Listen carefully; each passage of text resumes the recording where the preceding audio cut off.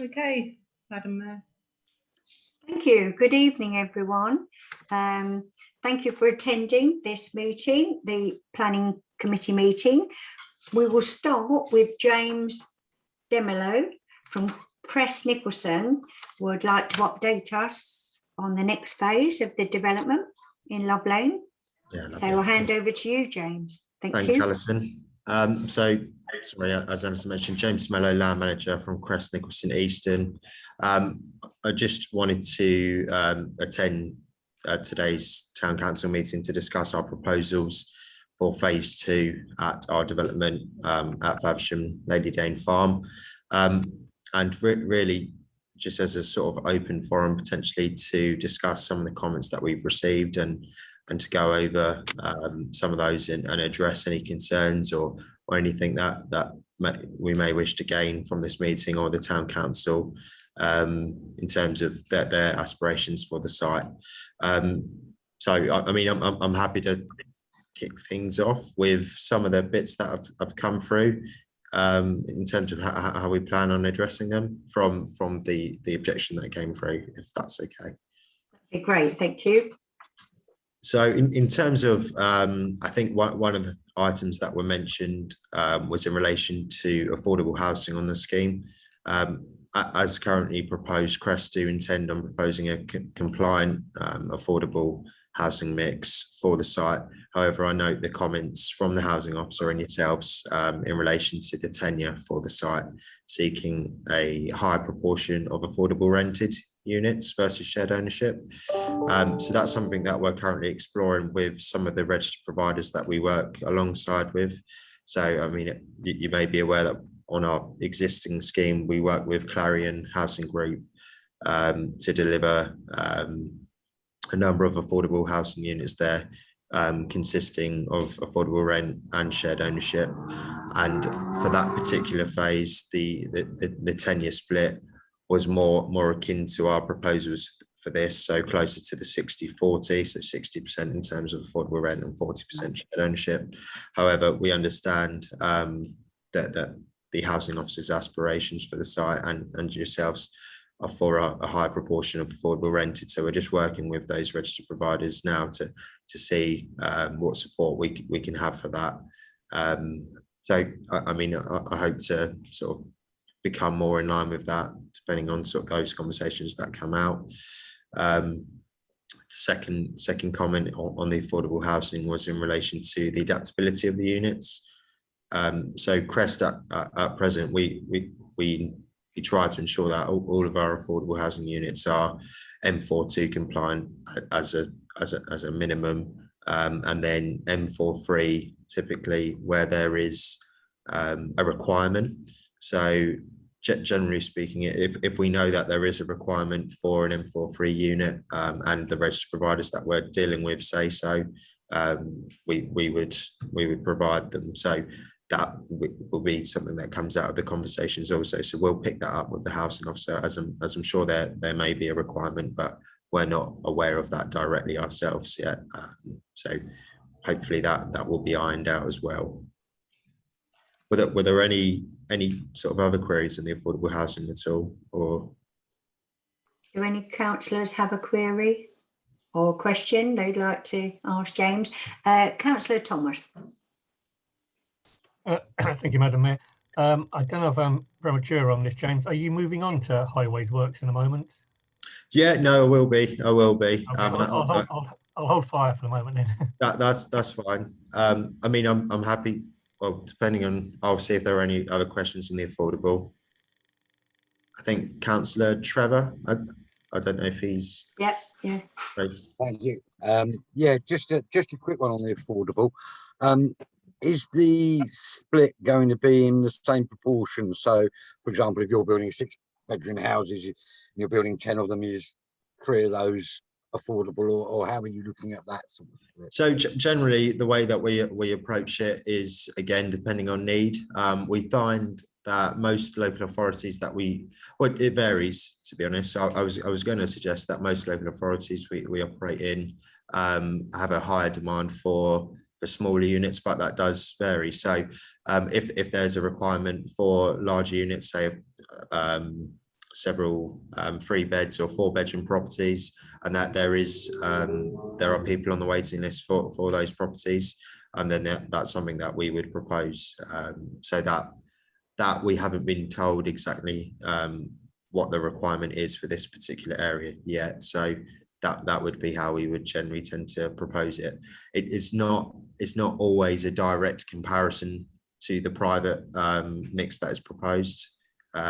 So it would be depending on the requirement on the list. That's how we generally address it. So Yeah, thank you. I just happen to know that there are a family in temporary accommodation that requires something like a 6 or 7. So I just thought I'd ask the question while you were on. yeah, Thank of you. course.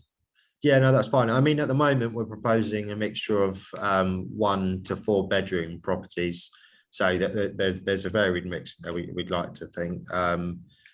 But yeah, we'll see on that. Obviously, that is still for discussion. But what I'll do, as I'm sure probably transport and highways are maybe some of the main concerns. I can touch base on that. So hopefully you would have heard from the former landowner Angus Scott recently. We had picked up with himself, who represent the trust that own the balance of the site. They retained responsibility for the highway works for the original outline, which consists of our reserve matters for our 196 units on the scheme. And by no means does that mean we're shirking any responsibility. We're on top of them 24/7 to try and make sure that those works are being progressed.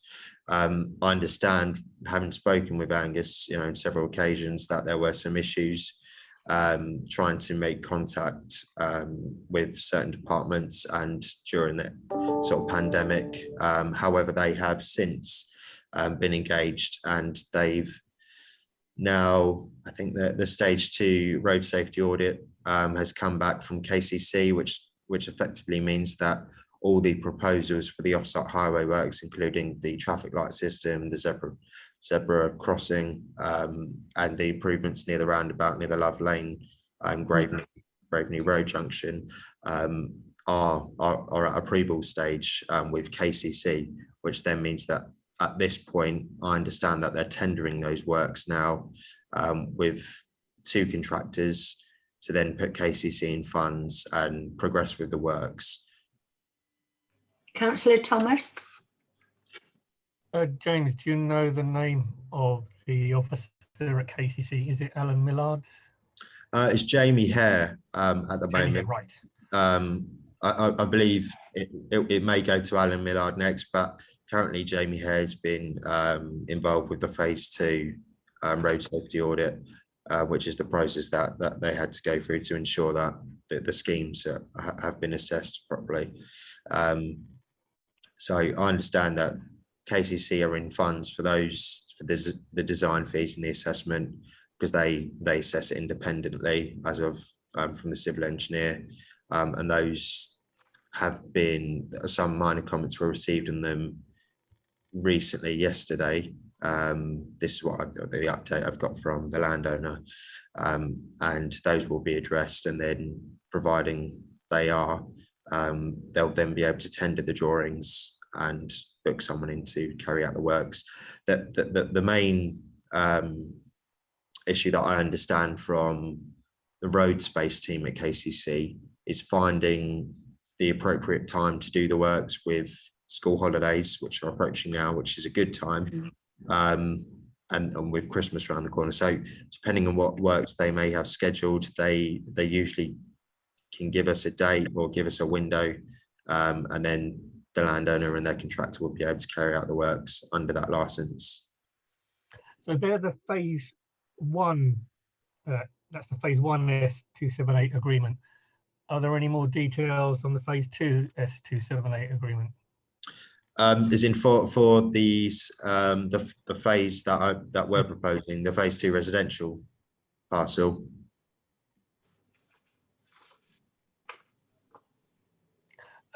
Well, it's residential and commercial, is that right? So Or am I getting confused? no, that's fine. So the parcel that Crest are involved with only consists of the residential element. The balance of the existing allocation within Swale Borough Council's local plan, we are not currently involved with the wider site, which contains the commercial land. I am privy to some of that information, as it's the same landowner that we deal with, and we understand that that land has been secured with a local Kent-based developer called Fernham. So they are bringing forward proposals for the wider public open space land, which includes the cricket pitch and the proposed commercial land, which was secured under the allocation and as part of the original outline application. So I understand they're bringing forward some plans, and I think the latest I knew that they were having pre-application discussions with Swale.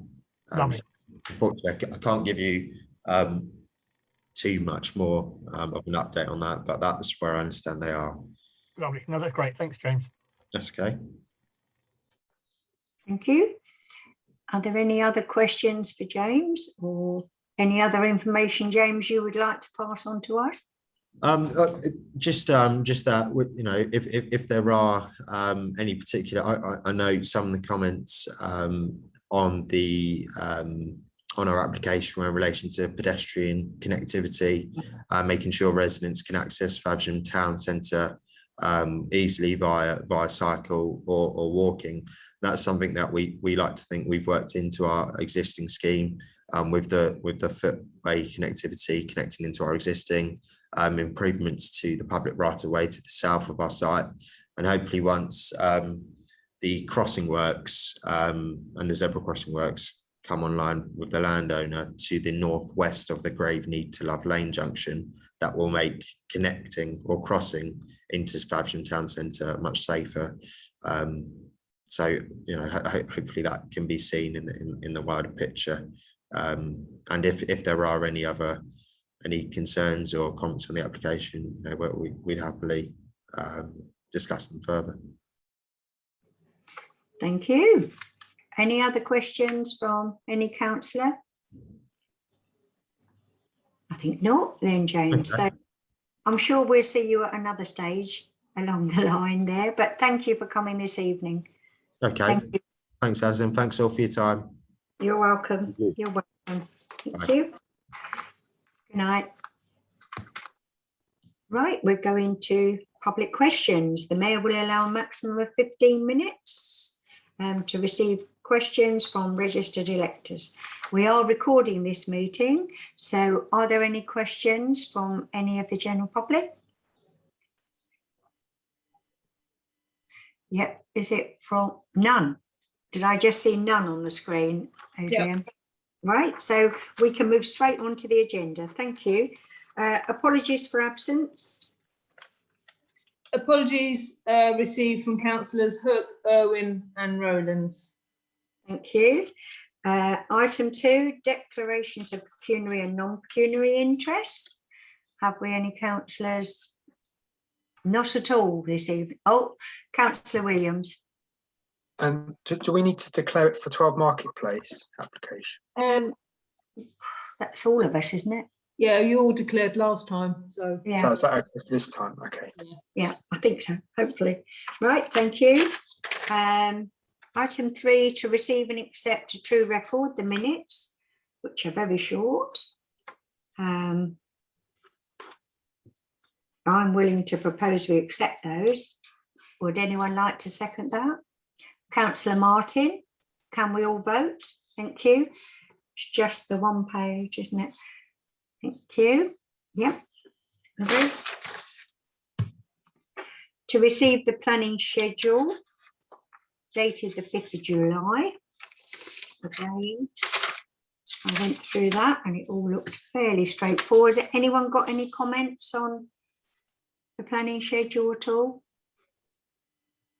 I think it was all straightforward, actually.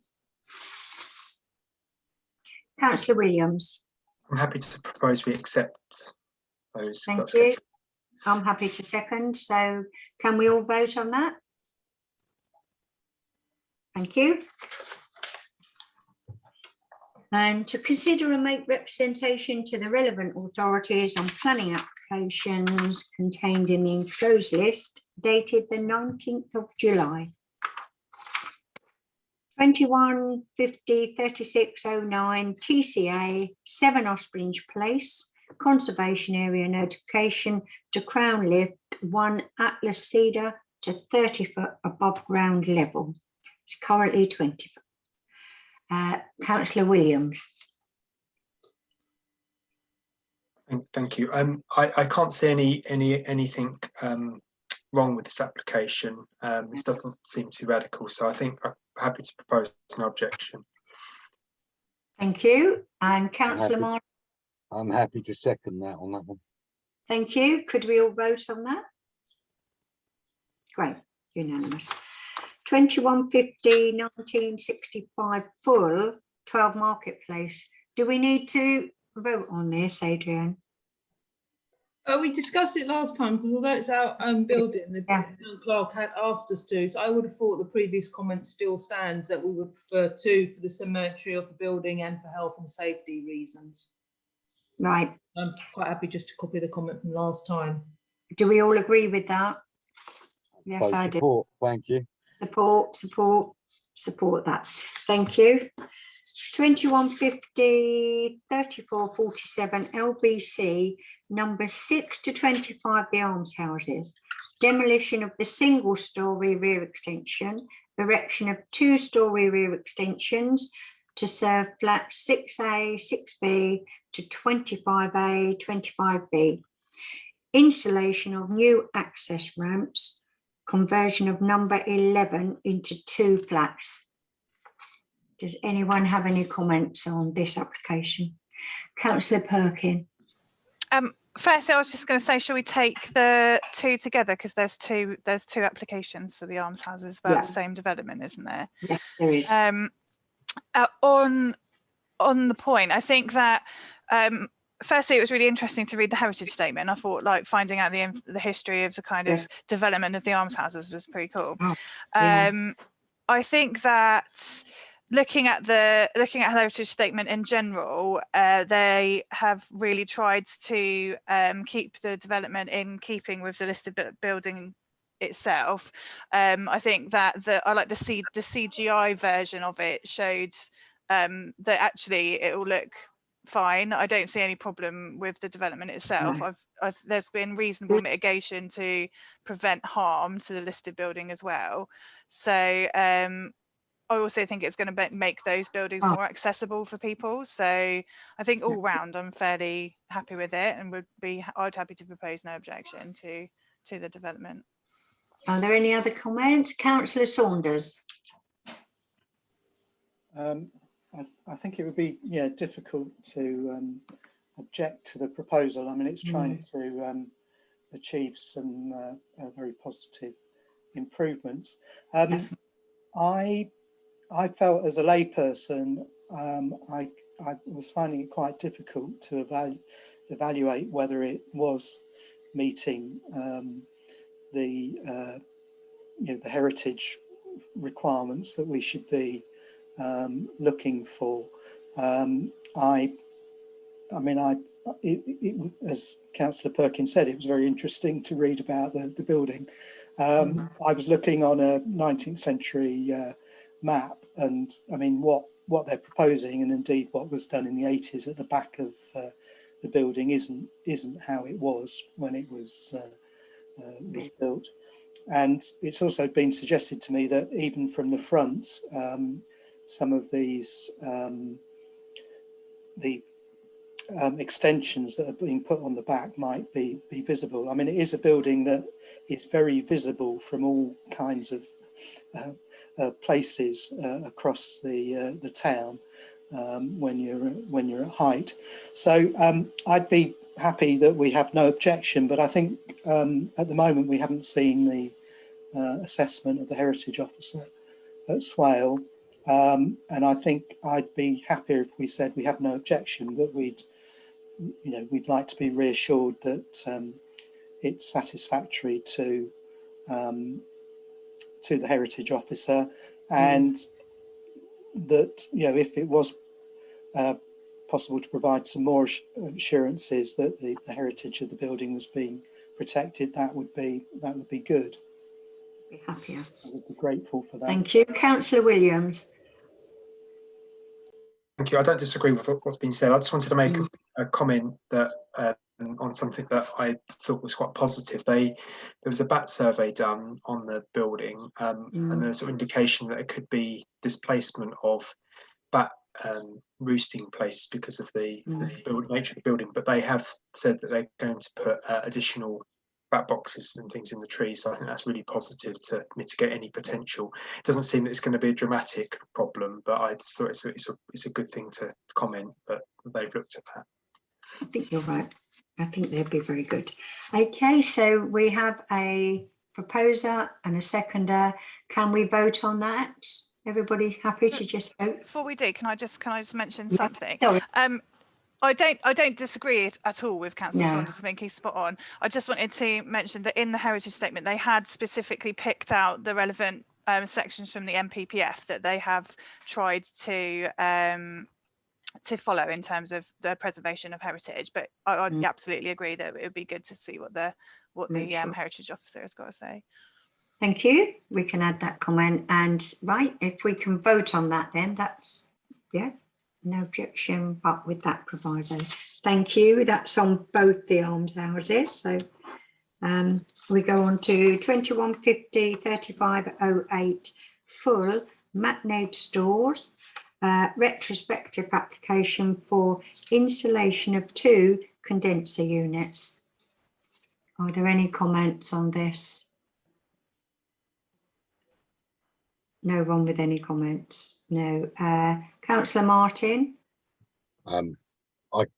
Much as I hate retrospectives, I can I know. understand why something like this would become a retrospective, because it's just standard standard stuff for a store of a modern style, and that hadn't been modified for some years. So all I could say is I propose no objection. I would second that. Does anyone else have a comment on that? Probably some air conditioning. Councillor Saunders. I would suggest no objection as well. I mean, I think it's good that this store is reopened after a number of years. It's probably a good business decision with the amount of development that's due in that area. It seemed like quite possibly the reason it's come up as an issue is the noise that's coming from these condenser units. Yeah. But am I right, Deputy Town Clerk, that that's not really it's not really a planning issue? No. Hold on. No, noise, smell and pollution are material considerations. Right. Okay. I mean, I'm not suggesting that we object, but I think in the stuff from the architect, it was saying something about boxing it in or something to try and stop the noise. Some of them, yeah. So, yeah. But I think we should just say no objection, probably. I'm happy with that. I would second that. Could we all vote on that? You like the comment, investigate boxing it in to reduce noise? Just as a comment, no objection, but just a comment. Yeah, just a comment.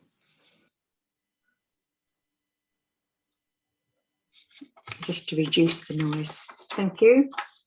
2150 3539 full, 142 Whitstable Road, demolition of existing conservatory and direction away single story rear extension.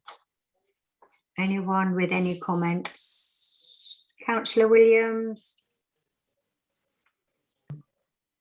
Thank you. I can't. It's one of these applications that's we get up quite a lot, and particularly in these houses, they're reasonable size. So I can't see any reason why it's going to have any impact on the area around. So I would be happy to propose no objection. Thank you. And Councillor Perkin. I'm happy to second that. I think looking at the block plan, there's other houses that have had similar kind of extensions out the back. So happy to second. Thank you. Thank you. And can we all vote on that? Right, thank you. 2150 3425 full 14 Laxton Way. Proposed first floor extension over existing along with the internal alterations. Just one above the other. Any comments on, that's Watling Ward? No. Councillor Perkin? I don't think there's any material reason to object to it. I have to propose an Okay. objection. Thank you. No other comment. Councillor Saunders? I'd be happy to second that. Thank you. Could we all vote on that? We're happy with that. Yep, lovely. Thank you. I think that's the last one for this evening, isn't it? Very Yes. short tonight. Yes, so that's it. Thank you very much. And I will see some of you shortly on the neighbourhood plan meeting at 7 o'clock. Oh, that was very quick. So thank you very much and good evening, Thank everyone. you. Thank you. Thank Bye. you. Bye.